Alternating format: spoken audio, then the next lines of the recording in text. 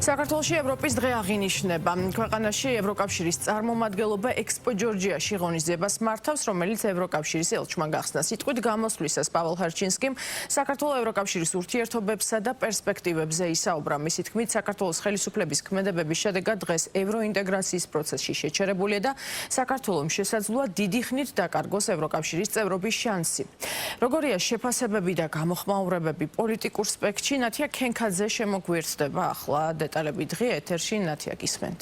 დიახ, მარია, ბუნებრივია ევროპის დღეს გამართულ ღონისძიებაზე მთავარი საკითხი, რაზეც მახულდებოდა ყურადღება, იყო საქართველოსა და ევროკავშირის ურთიერთობა და ამაზე ისაუბრა ევროკავშირის ელჩმა საქართველოში, როგორც გახსნის ღონისძიებისას სიტყვით გამოსვლის დროს, ასევე უკვე შემდგომ მედიასთან საუბრისას. პაվել ჰარჩინსკის განცხადებები იყო საკმაოდ მწვავე, მისი განცხადებით, მას შემდეგ, რაც ქვეყანას მიენიჭა კანდიდატის სტატუსი, ევროკავშირს არ უნახავს საქართველოს მხრიდან გადადგმული ნაბიჯები, რომელიც დაადასტურებდა მის სურვილს, რომ ქვეყანას ნამდვილად სურს წინსვლა და საბოლოოდ გაწევრიანება ევროკავშირში. მეტიც მისი თქმით, ის გადაწყვეტილებები თუ საკანონმდებლო ინიციატივები, რომელიც ბოლო პერიოდში იქნა მიღებული ხელისუფლების მხრიდან, ქვეყანას კიდევ უფრო აშორებს ევროპულ სტრუქტურებს და შესაძლოა ამან გამოიწვიოს დიდი ხნით დაპაუზება საქართველოს პერსპექტივის, რომ გახდეს საბოლოოდ ევროკავშირის წევრი. მან ასევე ისაუბრა იმაზე, რომ საქართველო აღარ მონაწილეობს ისეთ მნიშვნელოვან შეხვედრებში, რომელსაც აქვს გადამწყვეტი როლი ევროკავშირთან ურთიერთობის თვალსაზრისით. ასეთი იყო მაგალითად ვარშავაში საგარეო საქმეთა მინისტრების შეხვედრა, რომელშიც მონაწილეობდნენ როგორც წევრი, ასევე კანდიდატი ქვეყნის საგარეო წყებების ხელმძღვანელები. ამასთან დაკავშირებით გერმანიის ელჩმაც გააკეთა განმარტება. მისი თქმით, ის რომ საქართველო არ იყო მიწვეული ამ ღონისძიებაზე, გამოწვეული არის ევროკავშირის გადაწყვეტილებით, რომ დააპაუზოს მაღალი დონის ურთიერთობები საქართველოს ხელისუფლების წარმომადგენლებთან მიმდინარე კრიზისის ამოწურვამდე. აღსანიშნავია, რომ არც დღევანდელ ღონისძიებაზე, რომელიც ექსპო ჯორჯიაში გაიმართა, არ ყოფილან ხელისუფლების წარმომადგენლები, ისინი იქ მიწვეული არ ყოფილან. დღეს ევროკავშირის ელჩმა განმარტა, რომ მათ კონკრეტული პირისთვის და უწყებებისთვის არ გაუგზავნიათ მოსაწვევები, გამომდინარე იქიდან, რომ ეს ღონისძიება იყო ყველასთვის ღია. We have granted Georgia a status of a candidate country for ჩვენ საქართველოს მივანიჭეთ სტატუსი ევროკავშირში გაწევრიანების კანდიდატ ქვეყანას 2023 წლის დეკემბერში, რომელიც დამყარებული იყო მოლოდინზე, რომ ეს არის არა მხოლოდ ქართველი ხალხის, არამედ ხელისუფლების სურვილით საქართველოს ძალიან სწრაფად გამხდარიყო ევროკავშირის წევრი. როგორც ჩვენ ხმამაღლა და ნათლად განვაცხადეთ, საქართველოს უნდა გაეტარებინა რეფორმები. ეს რეფორმები არ იყო მხოლოდ საქართველოსთვის. რეფორმები ყველა კანდიდატ ქვეყანას ეხება, რომელსაც სურს გახდეს ევროკავშირის წევრი. საქართველოსთვის კანდიდატის სტატუსის მინიჭების წუთიდან სამწუხაროდ ჩვენ ვერ ხედავთ რაიმე პროგრესს. ღიაობა სურვილს, რომ რაც შეიძლება სწრაფად გამხდარიყვნენ ერთ-ერთი ჩვენგანი, არამედ პირიქით. ამას მე ყოველთვის ვამბობდი და ბევრ თქვენგანს ახსოვს ეს, რომ ქმედებები, გადაწყვეტილებები, კანონმდებლობა, რომელიც საქართველოს მთავრობამ მიიღო ბოლო წლებში, იმის მაგივრად, რომ დაეახლოვებინა საქართველოს ევროკავშირში წევრობასთან, აშორებს საქართველოს ევროკავშირს და თქვენ გაქვთ შედეგი. როგორც საქართველოში ევროკავშირის ელჩი, ეს ძალიან გულდასაწყვეტია ჩემთვის. როდესაც ვხედავ, რომ გუშინ იყო კანდიდატ ქვეყნებთან ევროკავშირის საგარეო საქმეთა მინისტრების ძალიან მნიშვნელოვანი შეხვედრა საქართველოს მონაწილეობის გარეშე. დღეს ევროპის დღეა, მინდა მივულოცო ეს დღე ყველა ქართველ მეგობარს. ჩვენ ვფიქრობთ, რომ საქართველო ევროპის ნაწილია. საქართველო უნდა შეუერთდეს ევროკავშირს. ევროპა მეგობრობა და სოლიდარობაა. დღეს ამის აღნიშვნას ვგეგმავთ. ყველა მიცის რა უნდა გაკეთდეს ევროკავშირში გასაწევრიანებლად. იმედი მაქვს ეს გაკეთდება და მომავალში ერთად ვიქნებით ერთ კავშირში. გასული წლის ივნისში ევროკავშირმა გადაწყვიტა დაეპაუზებინა მაღალი დონის კონტაქტები საქართველოს მთავრობასთან. მიმდინარე კრიზისის გადაწყვეტამდე. არ ვიცი რა სურს საქართველოს მთავრობას, ეს მათ უნდა ჰკითხოთ. იმედი მაქვს, რომ საქართველო ქვეყანა თავისი მოქალაქეებით დაუბრუნდება ამ გზას.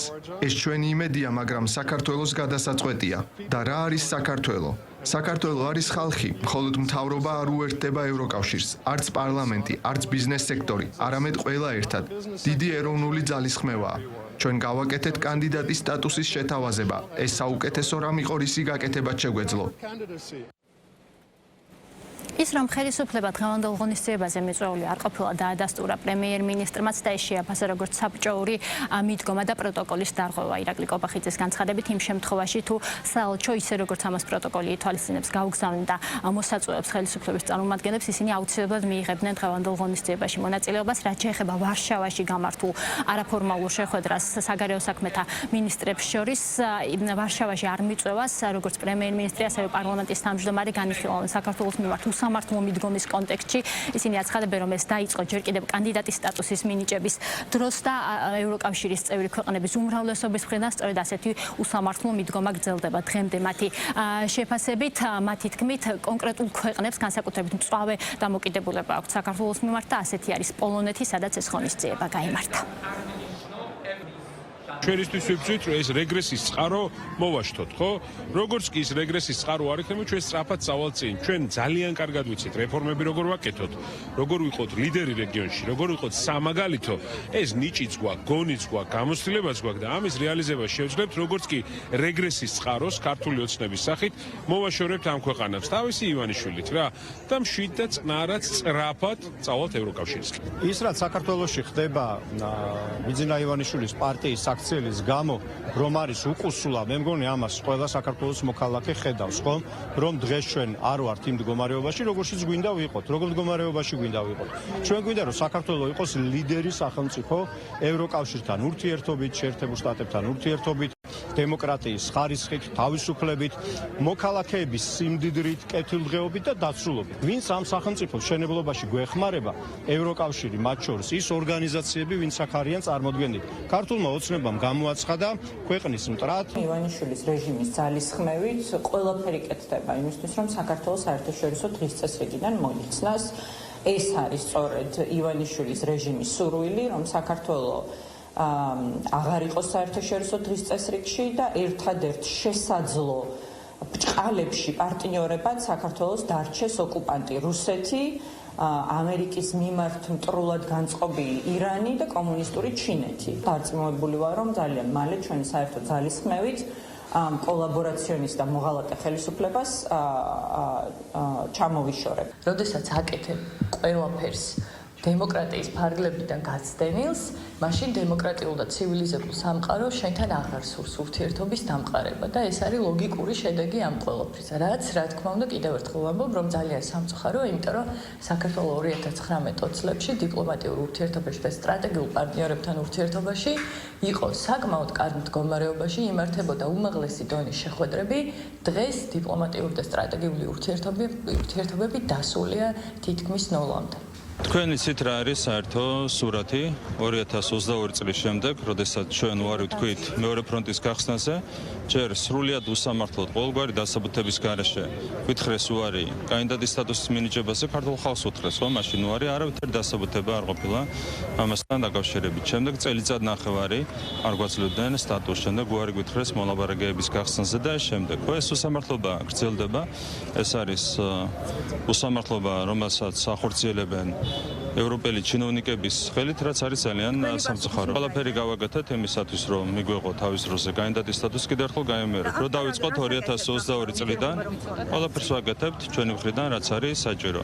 თუ ევროპელ ჩინოვნიკებს ექნებათ განსხვავებული დავალება, ამ შემთხვევაში მიდგომა შეიძლება, მაგრამ ჯერჯერობით deep state-ისგან მათ აქვთ მიღებული განსხვავებული დავალება, რომ მაქსიმალურად სადონ დაუპირისპირდნენ ჩვენი ქვეყნის ეროვნულ ინტერესებს, რაც არის ძალიან სამწუხარო. პოლონეთმა როგორც თავმჯდომარე ქვეყანამ არის ორგანიზატორი ამ შეხვედრის და ეს არის პოლონეთის გადაწყვეტილება. მთავრობას, რომელსაც მოსწონს მიხეილ სააკაშვილი და ფიქრობს, რომ მიხეილ სააკაშვილი არის მოდერნიზატორი, აი იმასთან როგორ უნდა დაალაგდეს ქართველი ხალხი. ადამიანი შეიძლება თუ არ უნდა რიყეზე ესე გაივლისო, ქვას ვერ დაინახავს. აქსიომა ის, ვინც არის სააკაშვილის მეგობარი, ვერ იქნება ქართველი ხალხის მეგობარი. ამიტომ პოლონეთის მთავრობამ თავად უნდა ჩამოყალიბდეს, რა სურს მას, ქართულ ხალხთან სურს ურთიერთობა, თუ მას სურს კორუმპირებული წამების სისტემის შექმნელი სააკაშვილის რეჟიმის და ამ იდეოლოგიის მხარდაჭერა.